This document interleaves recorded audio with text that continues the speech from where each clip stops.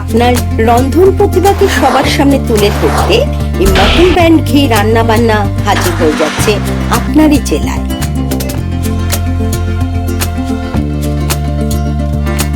আপনিও যদি চান আপনার এই প্রতিভাকে সবার সামনে তুলে ধরতে, অতি অবশ্যই স্ক্রিনে দেওয়া এই হোয়াটসঅ্যাপ নাম্বারে যোগাযোগ করুন।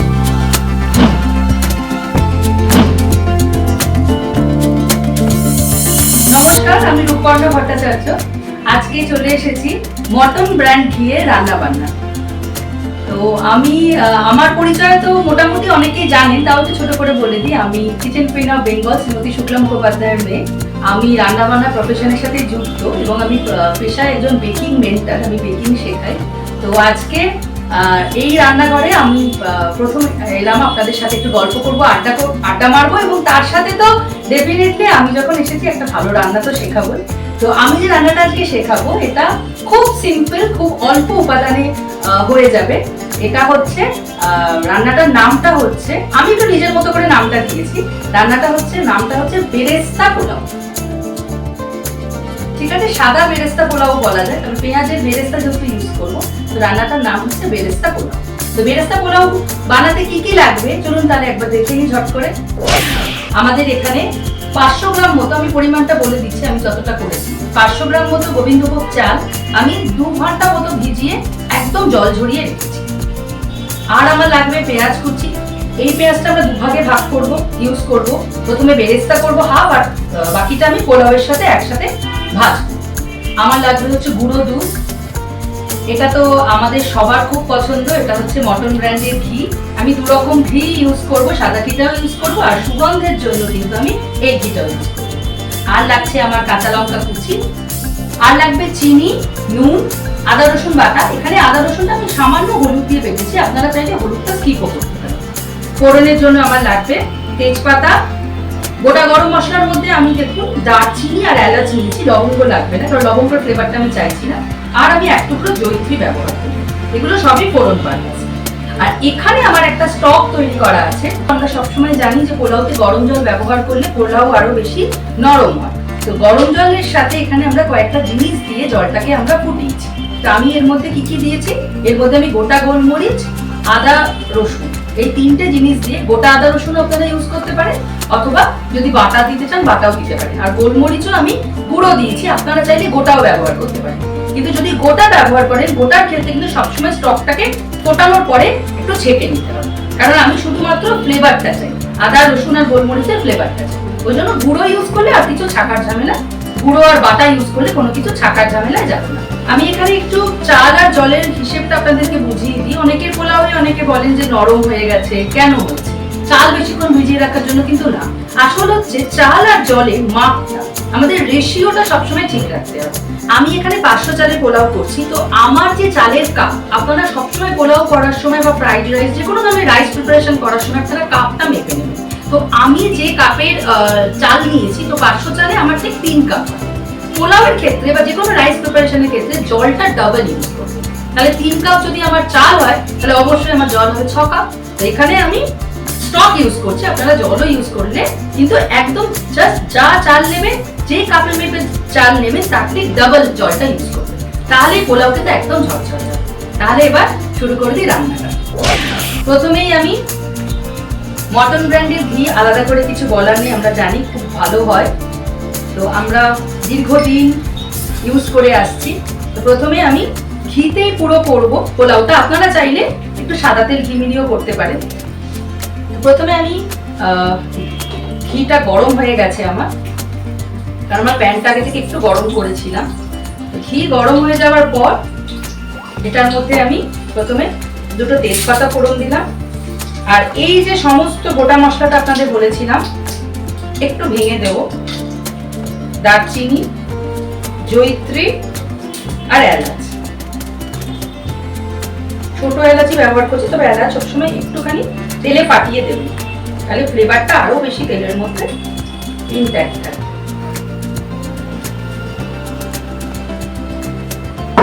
এবার আমি একটু আমার ফোড়নটা জাস্ট একটু সুগন্ধ বেরোলে প্রথমে আমি পেঁয়াজটা দিব। পুরো পেঁয়াজটাই দিয়ে দিচ্ছি, কিছুটা আমি সরিয়ে রাখবো, বেরেস্তা হিসাবে ব্যবহার করব। কাজু কিশমিশ দিয়ে পোলাও, বাসন্তী পোলাও খুবই কমন, তাই না? বাড়িতে গেস্ট এলেই কিন্তু আমরা পোলাও কথাটা মাথায় এলে আমরা কিন্তু ওই কাজু কিশমিশ হলুদের যে বাসন্তী পোলাওটা হয় ওটাই করি। তো কখনো কখনো একটু করার চেঞ্জ আপনারা কিন্তু এই ধরনের পোলাওটাও বাড়িতে গেস্ট এলে করে নিতে পারেন, কারণ এই পোলাওটার একটা সুবিধা হচ্ছে ভীষণ কম ইনগ্রেডিয়েন্টসে হয়ে যায় আর ঝামেলাও থাকে না। আর যে কোনো ননভেজ আইটেমের সাথে এই পোলাওটা কিন্তু খুব ভালো হয়। পেঁয়াজটাকে আমি একটু ভালো করে ভেজে নেব, পেঁয়াজটা ভাজতে একটু সময় লাগবে। হ্যাঁ, আচ্ছা, আমাদের এবার পেঁয়াজটা ভাজা হয়ে গেছে, আমার বেরেস্তা হয়ে গেছে। তো হালকা হালকা কালার আসতে আমি কিছুটা পেঁয়াজ হচ্ছে এখন ছড়িয়ে, এটা আমি পোলাওয়ের লাস্টে ব্যবহার করব। আচ্ছা, পেঁয়াজের পরিমাণটা বলে দিই, এখানে আমি মাঝারি সাইজের 3টে পেঁয়াজ নিয়েছি, বড় হলে আপনারা 2টো।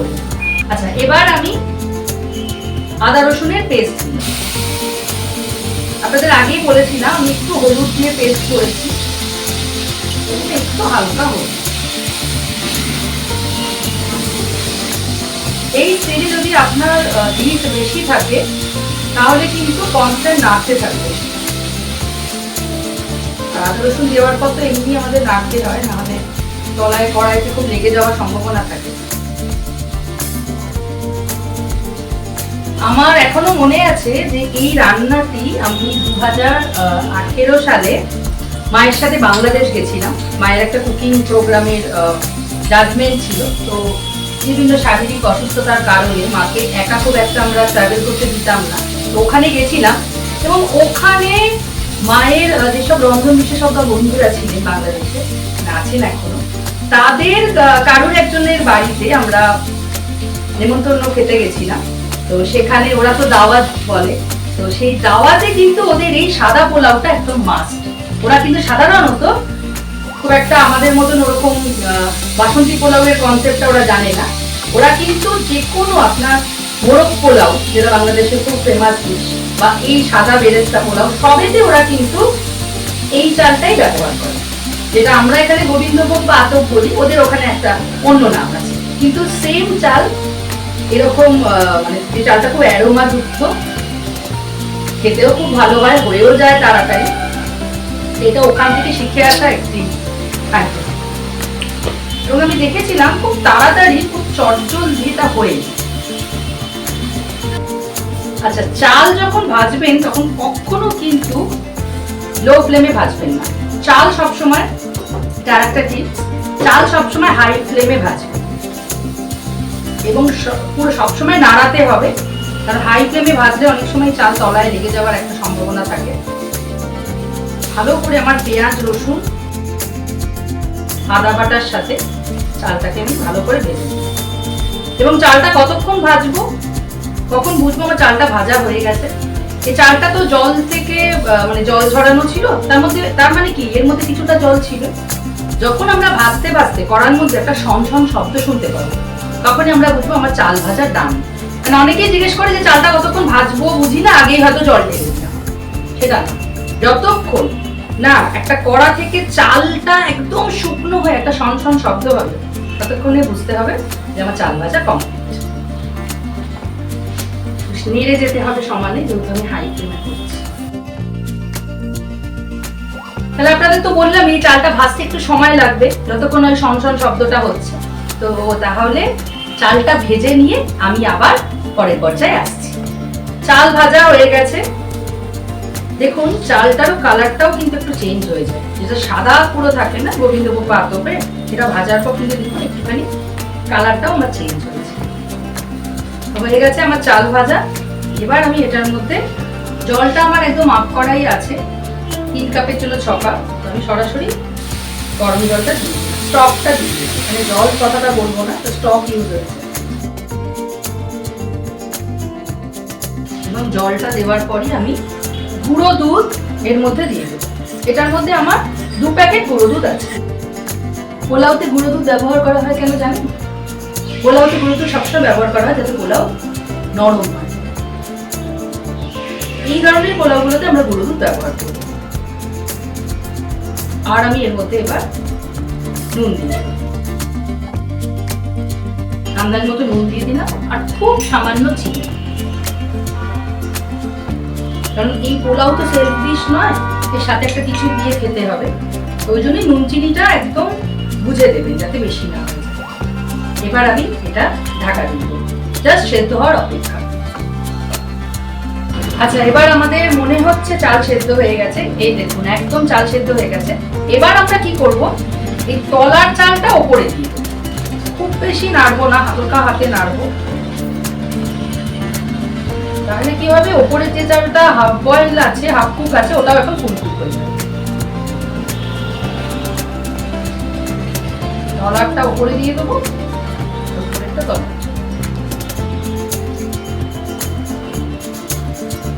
আর খুব বেশি নাড়বো না, হয়ে গেছে। এবার আমি এর মধ্যে গন্ধের জন্য মটনের ঘি দিয়ে দিলাম।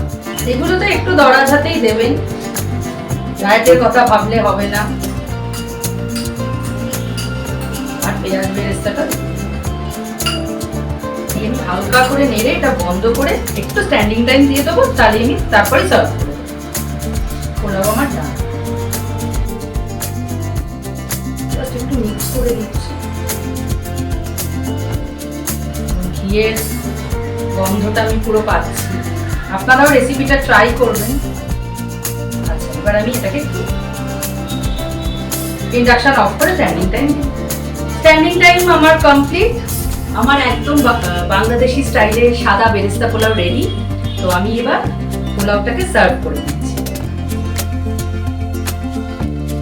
ক্যামেরার ওপর থেকে আপনারা বুঝতে পারছেন না, কিন্তু মটনের ঘি ব্যবহার করে পোলাওটা তৈরি করার পর পোলাওটাতে অসম্ভব সুন্দর একটা ঘিয়ের অ্যারোমা এসেছে, তার সাথে গোবিন্দ ভোগ চালের সুবাস, মানে মিলিয়ে একটা বুঝতেই পারছেন ফাটাফাটি ব্যাপার।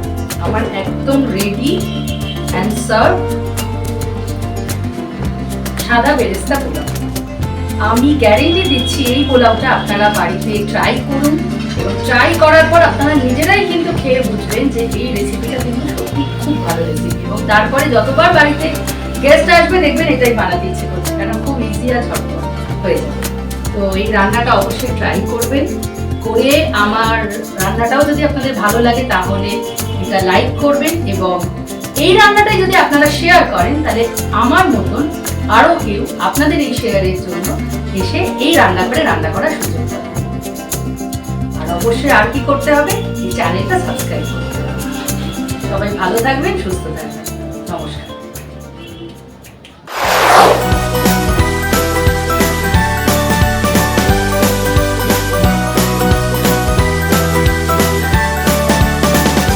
মটন ব্যান্ড ঘি রান্নাবান্না চ্যানেলটিকে সাবস্ক্রাইব করুন, লাইক কমেন্ট করুন ও শেয়ার করে দিন আপনাদের বন্ধু বান্ধব ও আত্মীয় স্বজনকে।